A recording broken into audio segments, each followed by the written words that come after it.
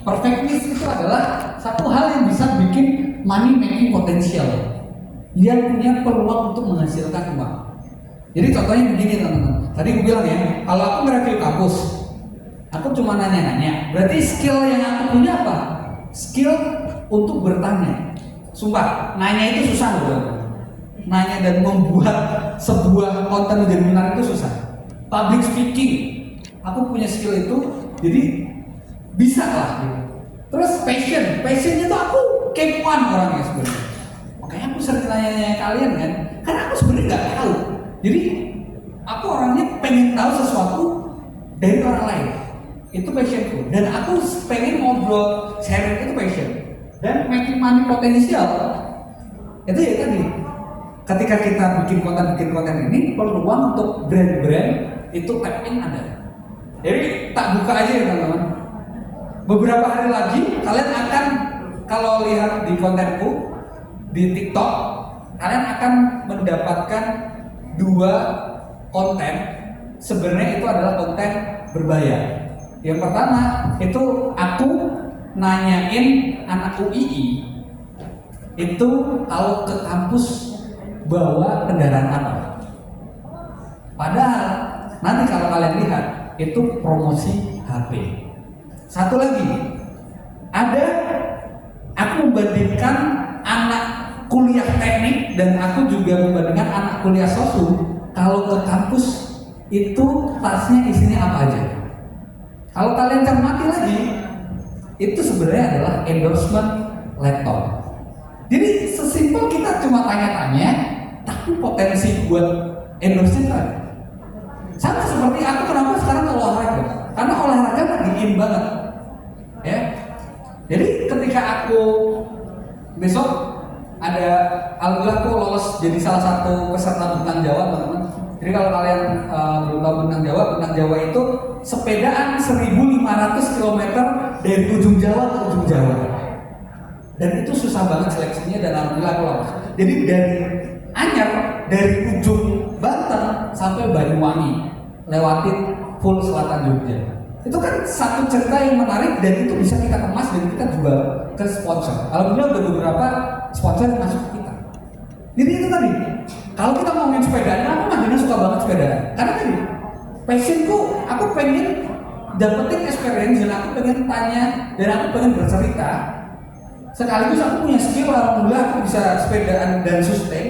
Dan potensial bikin duitnya tuh ada. Nah itu laris. Jadi kalau teman-teman mau bikin konten, usahakan ketiga ini ada. Dan irisan dari ketiga itu nanti akan menjadi your perfect needs. Gitu. Oke, boleh next lagi?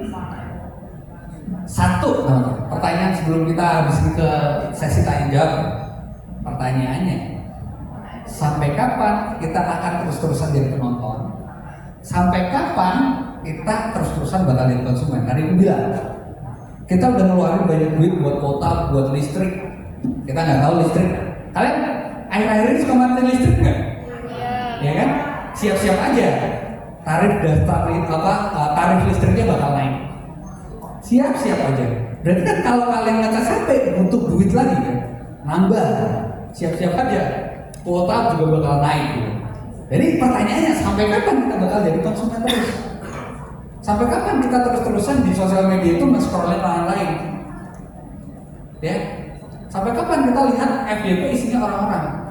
Dan sampai kapan kita hanya akan menjadi penonton? Itu yang menjadi bahan diskusi kita hari ini. Jadi terima kasih, aku balikin ke Mbak Titi. Terima kasih Mas Danang. Sekarang kita waktunya untuk tanya jawab ya Mas Danang ya. Anak-anak, di tas yang dikasih Bunda tadi itu ada snack sama ada minum, boleh loh. Itu bukan pajangan loh. Ini diminum boleh loh, nah sambil diminum ya. Nah sekarang siapa yang mau tanya-tanya sama Mas Danang boleh acungkan tangan. Ada. Silakan. Oh, 3, oke. Silakan. Ini ya. Oke, perkenalkan nama saya Nindi. Di sini saya bertanya. Jadi kan banyak banget kreator Gen Z itu yang jujur terjebak di dalam suatu tekanan algoritma yang kayak viral-viral gitu loh. Nah itu gimana caranya kita tuh bisa kayak nyimbangin tuntutan algoritma tersebut dengan kayak idealisme dan juga keaslian karya kita tanpa kehilangan personal branding, karena jujur itu susah banget karena konten yang viral itu kan kadang naik kadang turun gitu. Oke, good question ini, suka banget. Jadi kalau teman-teman yang SD ini ilmu mahal nih. Pertanyaan ini ilmu mahal. Jadi gini, di sosial media itu benar ada namanya algoritma. Algoritma itu gimana mas? Algoritma itu simpelnya adalah bagaimana sosial media itu berjalan. Jadi yakin deh, kalian buka HP teman kalian sama HP kalian ketika kalian buka TikTok, isi FYP-nya pasti beda. Yang paling aku yakini adalah kalau ngomongin algoritma itu beda-beda. Tapi aku pernah dapat itu sumber A1 dari YouTube. Orang YouTube aku ada ngobrol. Algoritma itu gimana sih? Simpelnya adalah algoritma itu adalah ngikutin audiens. Jadi kalau kamu sukanya apa, pasti algoritmanya akan seperti itu. Dan ngomongin algoritma ini pusing banget, kompleks banget. Tapi sesimpel gini, gimana caranya imbangin tuntutan algoritma dan juga kita punya idealisme, kita sukanya kayak gini. Oke, Nindi, kamu tipikal orang yang bisa Brazilian dance ya? Ada yang tahu Brazilian dance?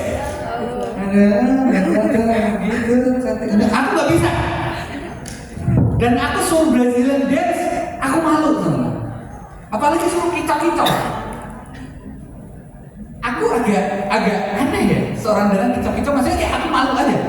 Padahal potensi viralnya gede. Oke, dilemanya kadang kayak gitu. Tapi gimana caranya kita tetap bisa viral?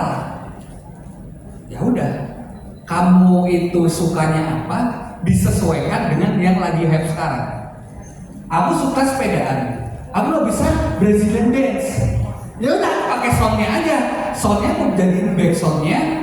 Aku lagi sepedaan. Aku lagi gabut sepedaan ke Dieng 250 km. Aku pakai lagunya JJ. Tetap nyawanya nggak bisa. Tetap kayak gitu. Tapi tetap ada irisannya. Jadi dikombin. Bukan hal yang harus dipatahkan banget. Nah, satu lagi gini. Kita punya idealisme benar. Tapi kita juga harus tahu market itu sukanya apa. Jadi kita harus tahu orang-orang lain yang lagi nonton di Indonesia itu sukanya kayak gimana. Ini agak berat, cuma ini contoh yang kemarin lagi fresh banget. Ini nggak tahu ya, anak-anak SD tahu ini nggak ya? Lagi rame di UGM itu dibilang universitas gagal mendidik. Kalian kan nggak? Oh nggak tahu, anak SD apa? Berat itu politik kan? Tahu kita ya tadi. Oh ada yang tahu, yang mana tadi tahu? UGM adalah universitas gagal mendidik. Wow, sebagai orang yang melihat ini sebuah algoritma yang lagi oke, aku masuk. Jadi ya UGM memang universitas gagal mendidik. Kata orang gak pengen ngeliahin anaknya di UGM, gitu kan? Pada bilang gitu. Ya udah, aku bikin apa? Bikin dari apa yang aku suka, aku sepedaan masuk gerbang UGM. Oh, banyak orang yang bilang gak mau ngeliahin anaknya di UGM, gak mau masukin anaknya di UGM. Padahal masuk UGM gampang banget, tinggal lewat gerbang gitu. Padahal ya, cuma gitu doang, yang nonton ratusan ribu lah. Berarti kan begini, kalau kita ada dilema kayak gitu Mbak Nindi, kamu harus sesuaikan kamu sukanya apa, isu yang lagi masuk apa, kamu sampaikan dengan caramu. Itu cara yang aku lakukan. Jadi itu adalah konsep namanya riding the wave. Kalian tahu ya wave itu kan ombak. Jadi di sosial media itu pasti selalu ada ombak-ombak. Apa yang viral itu kita sebut ombak. Riding the wave itu adalah kita ngikutin ombak itu, berseluncur di situ dengan karakter khas kita sendiri. Jadi ibaratnya kalau riding the wave itu, kamu itu kendaraannya pakai kapal, ya udah ngikutin aja ombak itu pakai kapal. Kalau temenmu itu pakai papan surfing, dia pakai papan surfing. Jangan sampai kamu itu biasanya naik kapal tapi tiba-tiba pakai papan surfing, pakai orang lain, pakai cara orang lain. Jangan, karena jatuhnya bakal lebih susah. Gitu. Karena gini, kamu suka menyampaikan sesuatu dengan cara yang lebih simpel, dengan cara yang lebih elegan. ada satu orang menyampaikan dengan cara JJ. Ya jangan kamu switch ke JJ, itu belum tentu masuk gitu. Jadi satu itu reading the web, yang kedua adalah aku punya formula kayak gini. Formulaku adalah aku punya konten idealisme dan aku punya konten yang ngikutin zaman atau reading the web tadi. Dua-duanya ini aku lakuin semua. Jadi konten yang menjadi idealismeku tetap jalan, tapi aku juga harus punya konten yang reading the wave. Karena ini bukan pilihan, ini harus dilakukan dua-duanya. Kalau cuma satu doang, tak jamin kamu gak bakal naik. Karena apa? Biasanya kayak gini, konten reading the wave yang kita ngikutin itu kan biasanya punya posibilitas FYP-nya tinggi. Ketika ada FYP, kecenderungan orang itu bakal apa? Buka profil kita.